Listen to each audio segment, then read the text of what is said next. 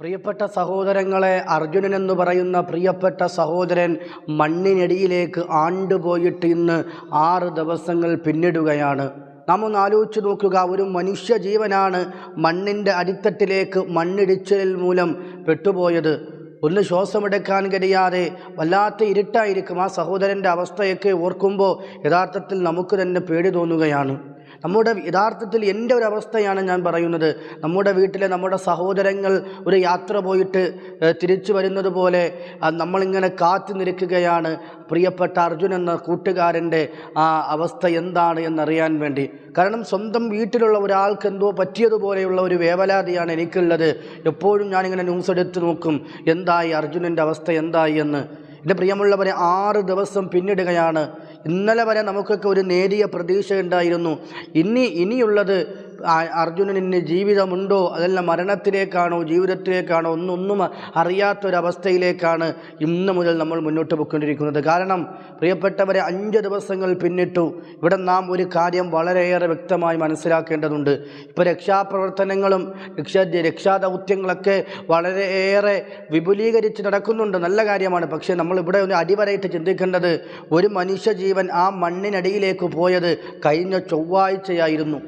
ഇന്നോ ഇന്നലെയോ മെനിങ്ങാന്നോ അല്ല, കഴിഞ്ഞ ചൊവ്വാഴ്ച രാവിലെ 8:30-ക്കുണ്ടായ അതിഭീകരമായ മണ്ണിടിച്ചിൽ അറിയാത്ത ആരുമില്ല. കർണാടകയിലുള്ള സ്റ്റേറ്റ് മുഴുവനും അറിഞ്ഞു കഴിഞ്ഞു. അതിനകത്ത് 5 പേര് മരണപ്പെട്ടു പോയി. ആ കട നടത്തിയിരുന്ന 5 പേര് മരണപ്പെട്ടു പോയി. മറ്റുള്ളവർ ഒഴുകിപ്പോയി. ടാങ്കർ ലോറിയൊക്കെ പുഴയിലൂടെ ഒഴുകി കളിക്കുകയാണ്. ഇതൊക്കെ അറിഞ്ഞിട്ടും ഒരു ലോറി അന്ന് പരാതിപ്പെട്ടെന്നാണ് പറയുന്നത്. ലോറിയുടെ ഉടമയായ മനാഫ് എന്ന സഹോദരൻ അന്ന് തന്നെ പോലീസ് സ്റ്റേഷനിൽ പോയി പരാതി കൊടുത്തു. ആലോചിച്ച് നോക്കുക, അപ്പോൾ ആരുടെ അനാസ്ഥയാണ്? അതൊന്നുമല്ല ഇവിടെ ചർച്ച. ഒരു മനുഷ്യ ജീവന് പരിഗണന കൊടുക്കാതെ പോകുമ്പോൾ വളരെയേറെ അപകടം, വളരെയേറെ വിഷം തോന്നുന്നുണ്ട്. കാരണം ഒരു മനുഷ്യനല്ലേ, ആ മനുഷ്യന് പുറമെ ആ മനുഷ്യനെ കാത്തിരിക്കുന്ന എത്രയോ പേര് വീട്ടിലുണ്ടാകും. ആ പ്രിയപ്പെട്ട അർജുനൻ്റെ ഭാര്യ, വാടിത്തറന്ന സഹോദരി, പ്രിയപ്പെട്ട പൊന്നുമകനെ ഓർത്ത് കരയുന്ന പെറ്റമ്മ, പ്രിയപ്പെട്ട ഉപ്പ, പ്രിയപ്പെട്ട കുടുംബാദികൾ, നാട്ടുകാർ, എൻ്റെ പ്രിയപ്പെട്ടവരെ നിങ്ങൾ ആലോചിച്ച് നോക്കുക. ഒരു മനുഷ്യന് വേണ്ടി കാത്തിരിക്കുന്ന ഒരു വലിയ ജനസഞ്ചയം തന്നെയുണ്ട്. ആ മനുഷ്യനെയാണ് അവിടെ വളരെ പരിഗണനയില്ലാതെ ആദ്യത്തെ 4 ദിവസം എൻ്റെ പ്രിയപ്പെട്ടവരെ നിസ്സാരവൽക്കരിച്ച് കളഞ്ഞത്. യഥാർത്ഥത്തിൽ ഈ അന്വേഷണം അല്ലെങ്കിൽ ഈ ഊർജിതമായിട്ടുള്ള ഈ തെരച്ചിൽ ആദ്യ സമയത്തെ നടത്തിയിരുന്നെങ്കിൽ ഏതാണ്ട് അർജുനനെ നമുക്ക് കരുതുന്നതിന് മുമ്പേ കിട്ടുമായിരുന്നു. ഇതിപ്പോൾ എന്താണെന്ന അവസ്ഥ നമുക്കറിയില്ല. ഓരോ ദിവസവും റഡാറിൻ്റെ ഒരു വിപുലീകരിക്കുന്ന അഭിപ്രായമനുസരിച്ചാണ് മുന്നോട്ട് പോകുന്നത്. ഇത്രയും പെട്ടെന്ന് തന്നെ പ്രിയപ്പെട്ട സഹോദരനെ നമ്മുടെ മുന്നിലേക്ക് ജീവനോടെ തന്നെ കിട്ടുമാറാകട്ടെ എന്ന് അള്ളാഹുവിനോട് പ്രാർത്ഥിച്ചു പോവുകയാണ്. കാരണം അത്രത്തോളം മനസ്സിൽ വിഷമമുണ്ട്. കാരണം ഒരു മനുഷ്യനാണ്. ഇവിടെയാണ് നമ്മുടെ കേരളത്തിനെ നാം കണ്ടുപഠിക്കേണ്ടത്. കേരളത്തിനെ നാം ഇവിടെ മാതൃകയാക്കണം. പലരും സ്വന്തം നാട്ടിൽ നിന്ന് അന്യനാട്ടിലേക്ക് പോയിട്ട് കേരളത്തിൽ അതില്ല ഇതില്ല എന്നൊക്കെ പറയുമ്പോൾ, വികസനമില്ല അതില്ല എന്ന് പറയുമ്പോൾ, ഈ കേരളത്തിലുള്ളവരുടെ മനസ്സിൻ്റെ വികസനം പോലെ മറ്റെവിടെയാണ് പ്രിയപ്പെട്ടവരുള്ളത്? നമ്മൾ ആലോചിച്ച് നോക്കുക. ഒരു മലയിലൊരു ചെറുപ്പക്കാരൻ, മനഃപൂർവ്വമാകട്ടെ ഏതാകട്ടെ, അദ്ദേഹം കയറി കുടുങ്ങിപ്പോയപ്പോൾ അദ്ദേഹത്തിനെ രക്ഷിക്കാൻ വേണ്ടി പാതിരാത്രി പോലും ഉറക്കം ഉണർന്നു നിന്ന് പ്രവർത്തിച്ചവർ ആ ചെറുപ്പക്കാരെ രക്ഷിച്ചുകൊണ്ടിറങ്ങി വന്ന രംഗം നമ്മൾ കണ്ടതാണ്. അതുപോലെ തന്നെ ഒരു കുട്ടിയെ കഴിഞ്ഞ വർഷം കണ്ടെത്താൻ വേണ്ടി കേരളം ഒരുമിച്ച് ഒറ്റക്കെട്ടായി നടത്തിയ പ്രവർത്തനങ്ങൾ, അങ്ങനെ എത്രയെത്ര പ്രവർത്തനം. അവസാനമാണെങ്കിൽ ഈ ഇടയ്ക്ക് തിരുവനന്തപുരത്ത് ആ മലിനജലത്തിൽ വീണ് മരണപ്പെട്ടു പോയ ജോയി എന്ന പ്രിയപ്പെട്ട സഹോദരൻ്റെ ആ മൃതശരീരം എടുക്കുന്നതിന് വേണ്ടി നടത്തിയ ഊർജിതമായ തിരച്ചിൽ, എല്ലാം മലയാളികൾ ഏകോപിച്ചുകൊണ്ട് സ്വന്തം കയ്യും മെയ്യും മറന്ന് പ്രവർത്തിച്ച മലയാളികളെ ഈ തരുണത്തിൽ ഓർത്തുപോവുകയാണ്. പ്രിയപ്പെട്ടവരെ, നാം ആലോചിച്ച് നോക്കുക. മനുഷ്യജീവന് വിലയേൽപ്പിക്കുന്നവരായി മാറുമ്പോഴാണ് നമ്മൾ യഥാർത്ഥ നല്ലൊരു മനുഷ്യരായി മാറുന്നത്. കാരണം അർജുനനെ കാത്തിരിക്കുന്ന എത്രയോ ആളുകളുണ്ട് കുടുംബത്തിൽ. എത്രയോ പരീക്ഷയോടെ പോയവനാണ്. അവൻ്റെ ഇപ്പോഴത്തെ അവസ്ഥ നമുക്കൊരിക്കലും ചിന്തിക്കാൻ പോലും പറ്റുന്നില്ല. ആ കഴിഞ്ഞ ചൊവ്വാഴ്ച 8:30-ക്ക് ലോറി ഇടിഞ്ഞ് വീഴുമ്പോൾ, ലോറിയുടെ മുകളിലേക്ക് മണ്ണിടിഞ്ഞ് വീഴുമ്പോൾ എത്ര വലിയ ധൈര്യശാലിയാണെങ്കിലും ഒന്ന് വിറച്ചു പോകും. കാരണം എനിക്കിനി മുന്നോട്ടുള്ള ജീവിതം എങ്ങനെയാണ്? ഇതിനിപ്പോൾ എന്നെ രക്ഷപ്പെടുത്താൻ ആരെങ്കിലും വരുമോ? ജീവനോടെ ഉണ്ടെങ്കിൽ പോലും അവിടെ ഇരുന്നു കൊണ്ട് വല്ലാത്ത വിഷമവൃത്തത്തിലായിരിക്കും. ഇനി എന്തായിരിക്കും എൻ്റെ അവസ്ഥ എന്ന് ഒരുപക്ഷെ വിളിക്കുന്നുണ്ടാകും. പക്ഷേ ഒരുപക്ഷെ എന്നെ രക്ഷിക്കണേ എന്ന് പറഞ്ഞ് അവിടെ കിടന്ന് ആകുന്ന രീതിയിൽ വിളിക്കുന്നുണ്ടാകും. പക്ഷെ ആര് കേൾക്കാനാണ്? ഇത്രയും പെട്ടെന്ന് തന്നെ ലക്ഷ്യസ്ഥാനത്തിലേക്കെത്തി ജീവിതത്തിലേക്ക്, കുടുംബത്തിലേക്ക് അർജുനനെ കൊണ്ടുവരാൻ അവർക്ക് കഴിയട്ടെ എന്ന് വല്ലാതെ ആശിച്ചു പോവുകയാണ്.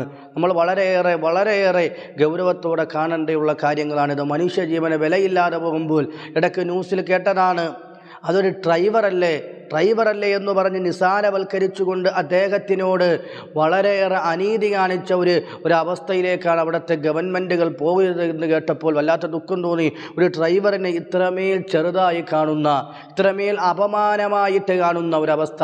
അപ്പോൾ അതിൻ്റെ അർത്ഥം മുതലാളിമാരാണെങ്കിൽ, സമ്പന്നന്മാരാണെങ്കിൽ നമുക്കൊരു കൈ നോക്കാമെന്നല്ലേ അതിൻ്റെ അർത്ഥം? നിങ്ങൾ ആലോചിച്ച് നോക്കുക, ഇത്രമേൽ ദുഃഖകരമായൊരവസ്ഥയാണിതൊക്കെ.